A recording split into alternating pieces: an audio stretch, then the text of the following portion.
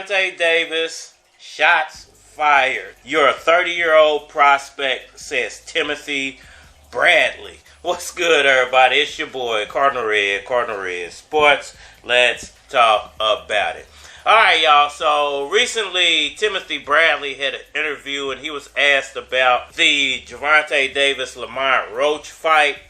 And he gave a pretty interesting answer to that question. I just want to break down what Timothy had to say for anybody listening. This guy dug, this guy didn't want to fight, all this stuff, man. Like, before Shkur even signed to Cardinal, it was a perfect opportunity for him to negotiate with Shkur. Tell me the last true, like, top A dog, bro, where he didn't suck him down and wait like he did with Garcia, man. Frank Martin, he's green. You like almost a 30-year-old prospect, dog. You like almost a 30-year-old prospect, dog. You like almost a 30-year-old prospect, dog. Fight the best.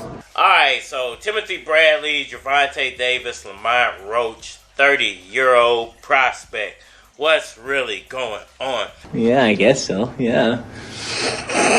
So, Timothy Bradley was recently asked about the Gervonta Davis-Lamont Roach fight. And he said that Gervonta Davis needs to basically take a step up in competition level. And why don't you tell all these nice folks why you've been ducking me? What did you say, nigga? Basically that Gervonta Davis always finds a way to either weight drain or wiggle his way out of more dangerous fights. Nigga, please. Nigga, please. And he also said that he feels like Gervonta Davis is a prospect because he keeps fighting prospects. And, you know, it's funny that he says that. I want to break down all of this, but let's start off with the prospect part. Baby, turn this shit off. So, you know, it's funny because when other fighters, you know, go up in a division or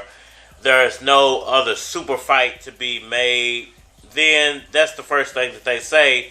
I want to take a tune-up so I can get a super fight after that. You're crazy. So when Terrence Crawford fought David Evanzian instead of Earl Spence and everybody ate him apart, you know, what's the difference between that and what Gervonta Davis is doing? And we all know that Timothy Bradley loves to pat the back of the head of Terrence Crawford and treat him like he's the little buddy, and Terrence Crawford can do no wrong. He's the face of boxing. This makes me want to burn this motherfucker down. Even though he's more boring than Floyd Mayweather, it really makes no sense. But at the end of the day, you know, when it comes to him fighting those I don't see it as any different than what Terrence Crawford has done, you know, with the David Evanzian and fighting his last fight versus somebody who only had 10 fights. I don't fucking like you. You want to call somebody green? He only had 10 fights, and I didn't hear you complaining about what Terrence Crawford was doing. The same thing with Floyd. When Floyd got to a certain point in his career and he wanted, you know, just a payday. I broke my back. Spinal. Nobody really gave him flack, you know, for taking those Andre Berto fights. Fuck you too! You know, fights that his opponent had absolutely no chance of winning. So I don't understand why he's saying that Gervonta Davis is basically still a 30-year-old prospect. And I don't want to hear another damn word about it. I ain't sick, I ain't nervous, and I ain't upset. And on top of that, when he said that Gervonta Davis is weight draining all of his opponents. Listen, you fight at a weight for a certain reason. You're fighting at that weight for a reason. Your ass about to break through the seat of your pants. Here's the thing about weight classes. In basketball, you can be the greatest point guard in the world. You can have all the skill. You can dunk. You can dribble. You can break somebody's ankles. You can be the Allen Iverson of point guard. The upper room. But that doesn't mean that you can go down there and be a Shaq in the middle of the paint. You ain't down with that? Shut your goddamn ass up. Now, you might be able to get to the rim and dunk the ball and all that. But what about that height difference? You know, Allen Iverson is 6 foot, what, 2 or 3 at the best. and Shaquille O'Neal is 7'2" or 3. So you're basically giving up a foot in height, you know, when it comes to Allen Iverson trying to go down into the paint. And that's basically the same thing for Gervonta Davis trying to move up in weight. I mean, this is some shameful shit. He has a ceiling because of his size, you know. And I think that's the problem with fighters is a lot of these fighters, they get beat because they stepped out of their range. They stepped out of their position. If boxing had positions, and it does, they're just called weight classes. Because you're still a baby and you don't know shit. And people actually stuck to their position, I think that they would have a lot better records than they actually do. Why didn't Floyd Mayweather ever fight past 154 pounds? It's an ambush, man. I ain't got to stay around for this. I'm out. Because he knew he couldn't. You know, it just, I don't understand why people are trying to make it seem like Gervonta Davis is somehow weak because he refuses to go past 135 pounds. I mean, he's eventually going to go past because his body's going to call for it eventually. Big, small, medium, midget, you're supposed to have all of that. But at this point, why push for something that doesn't need to be done? A point guard can be a center, and Gervonta Davis doesn't need to be pushing it with his weight at this point. Okay, tremendous job now. Couldn't be prouder of this football team or these coaches. You guys just kept trying to improve every week. I mean, we got to know where this money going to. We had some mistakes along the way. You come out here against a really good team in a great environment, and you showed a great play now. I mean, we got to know where this money going to. All right, that's a tremendous win. Tremendous win, and you guys earned it. You guys did. You played to the very end. You made play after play. You kept fighting. You kept coming back. We hung in there all the way till the game was over, and you got the win. I mean, we got to know where this money going to. All right, and that's huge. And that's huge. So that's 6 wins right there now. I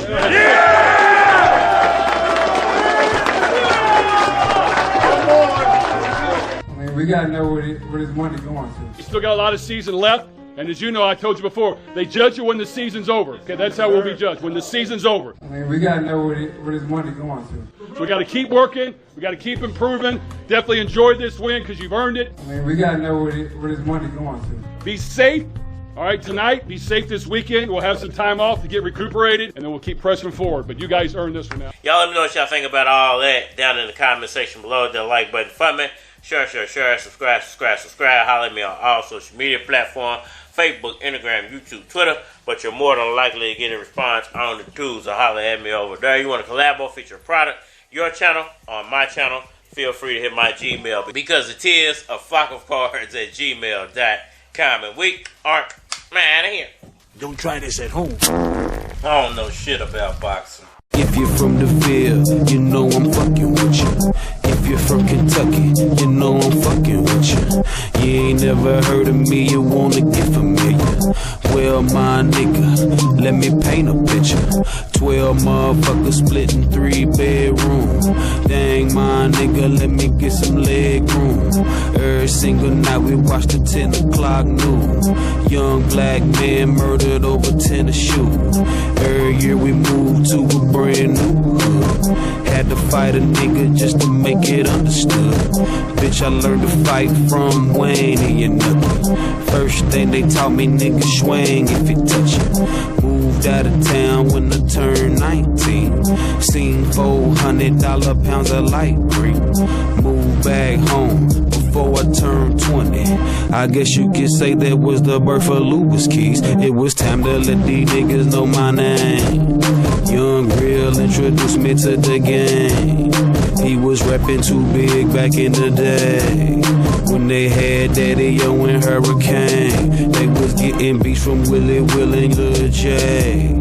Can't forget Young Serge, they did they thing. That motivated me to do the same, and I did it. Spit it so clean, they thought I came from a dentist. This is for my niggas with a chain gang sentence. When you make it home, I got some change and some bitches. No hook, but they still play it in the club. 7 grams of the loud, paid about a dub. Cause I know the plug and I know the outlet. Feel snapback I got ain't came out yet. Nigga, please listen to the game that I'm slinging. Tax time come around, I claim like I'm banking. Ain't nothing worse than than $1 million bitch that'll fuck for a purse. I need a nurse, I think I'm getting sicker. My nigga Dose came through with 2 bottles of liquor. This is for my nigga Moski and all the other real OG. Do a line, pop a pill, roll some weed. Take a seat and listen to the book of keys.